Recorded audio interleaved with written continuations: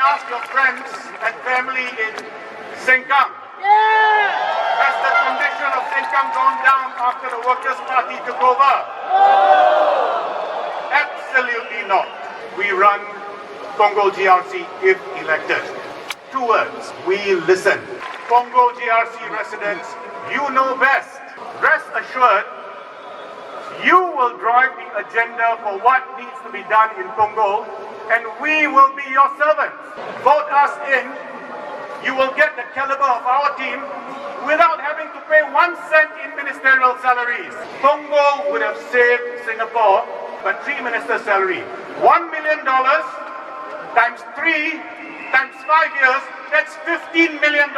Please, Mr. Finance Minister, Mr. Prime Minister, return some of that to Punggol. That $15 million was not raised but through GST or other taxes. It is brought to Singapore by the voters of Punggol GRC.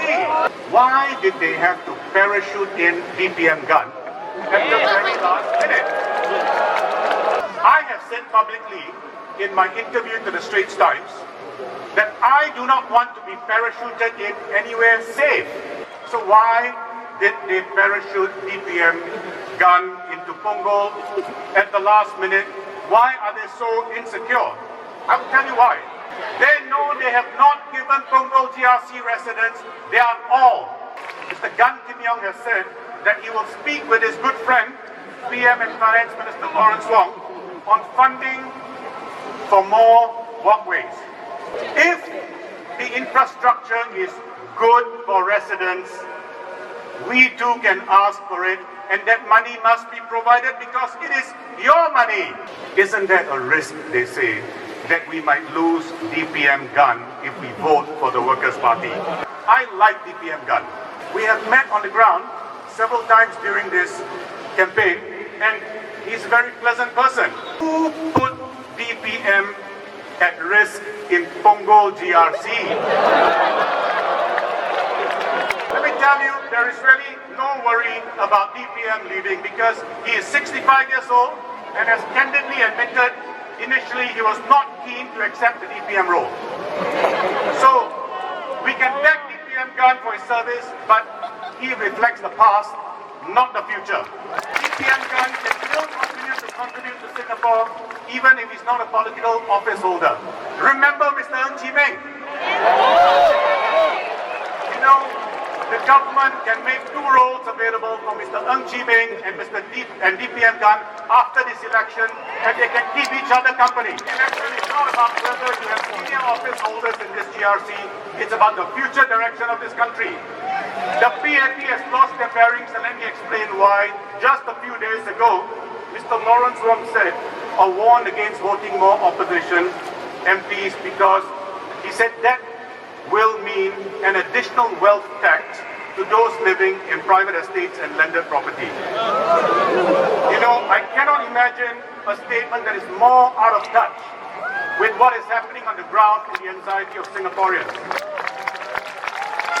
Singapore's inequality has skyrocketed, and the Prime Minister is practically saying to everyone, vote for the PAP so the rich in private estates and landed property do not have to worry about paying more from proposals on increasing the wealth tax. When the Prime Minister or the PAP warns about more taxes for landed property owners, you know who they're worried about. It is not you.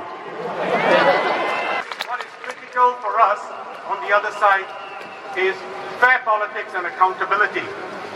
A lot has been said about the Allianz deal. Mr. Ng Chee Meng was head of NTUC at the time, and he saw no problem with it. Make no mistake, he dropped the ball. We now know DPM Gun also had a role in the transaction because he was chairman of MAS, the regulator ultimately deciding whether to approve this transaction or not. Mr. Tan Sri Che has now written an open letter to all residents of Punggol GRC asking serious questions of DPM Gun. So let me say this to DPM Gun. Will you answer Mr. Tan Sri Che's questions being asked on behalf of all Singaporeans? And DPM Gun, if you will not answer, please tell us why you will not answer. Because this is about accountability. Real leadership never fears scrutiny. Will there be instability if you vote the opposition? The answer is no. Make no mistake, in this election, the PAP will be returned to power. Mr. Lawrence Wong will be Prime Minister. He will be supported by the civil service, and President Tharman is there as the final check. And you will have a strong, loyal opposition. My friends, that does not weaken Singapore. That makes Singapore stronger. True stability comes from confidence, not from controlling 90% of Parliament. Your vote is going to be an important signal to the government. They will be looking at two things. What is the PAP's vote in this election? Will it go below 60%, and if so, how much? 58, 57, 56? And they will be looking at how many more GRCs and SMCs does the Workers' Party and other opposition MPs secure. That is your strongest message to the government about what they need to do. Use their power. When you get into the voting booth, Punggol GRC residents, you're not voting just for Punggol. You are voting for the future direction of Singapore. And the hopes of thousands and thousands and thousands of Singaporeans are in your hands. And you'll be voting not just for present generations, but generations unborn who will thank you if you open up Singapore to the Workers' Party with a stronger presence in Parliament. It's a huge privilege you have. You can shape history. You can bend it in a more positive direction. Don't miss this opportunity. The time for change is now. Bless you all. Vote Workers' Party. Which ruling party anywhere in the world increased goods and services taxes when the winds of inflation were raging the strongest? Turbocharged inflation with a consumption tax hike. Nobody did except the PAP. During the budget debate this year, the Prime Minister responded to my speech asking, how did the PAP turbocharge inflation? The Monetary Authority of Singapore, which is under the Prime Minister's office, told Parliament in 2024 that a GST hike could increase inflation by up to 40%. Singaporeans have had to tighten our belts due to the worst inflation we have seen in decades. Everything is more expensive. Even these elections are more expensive. In 2020, each candidate could spend $4 per voter. Now, the Elections Department has increased this to $5 per voter. 25% more. Not 2% more. There is still time for the PAP to admit to this and apologize. Polling day is on Saturday. All the surpluses for this term, as per our constitution, have been locked up in the reserves and cannot be used for current spending. A political party which claims it has the back of Singaporeans should not worsen cost of living pain by increasing GST when inflation is already raging.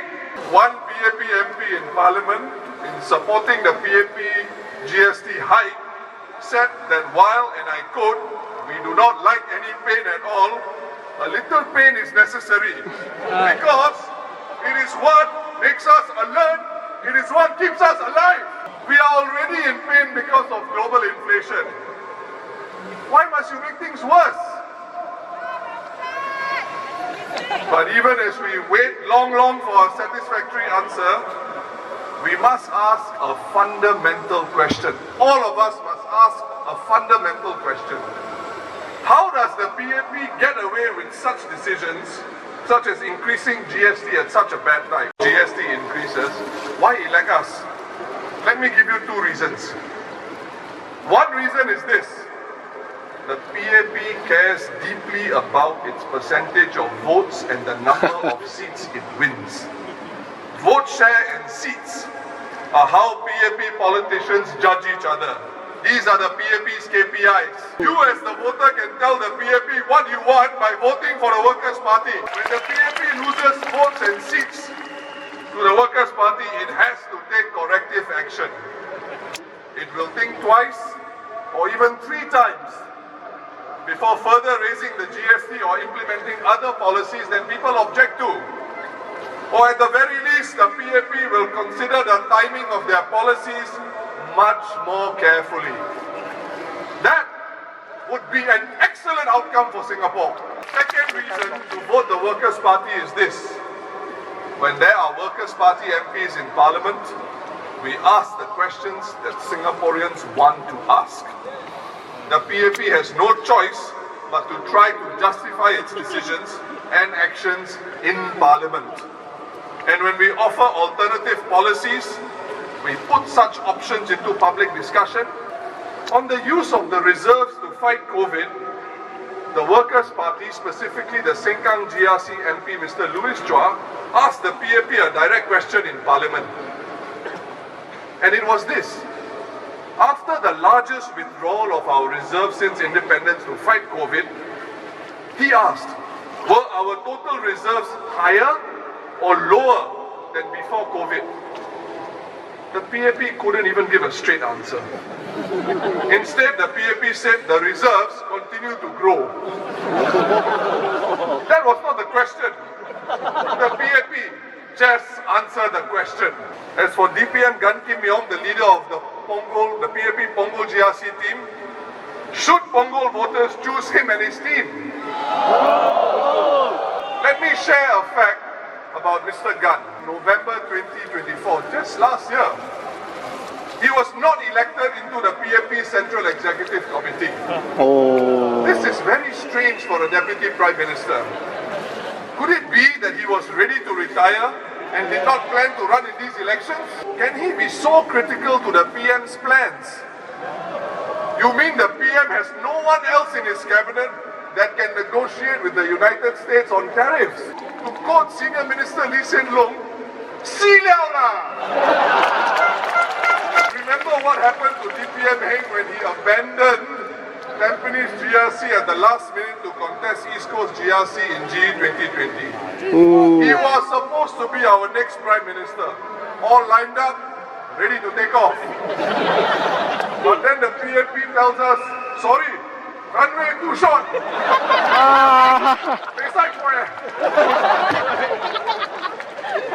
DPM Heng has now retired from politics, but I'm sure he will continue to contribute to Singapore. Voters of Punggol, Mr. Gan Kim Yong is older than the now retired DPM Heng.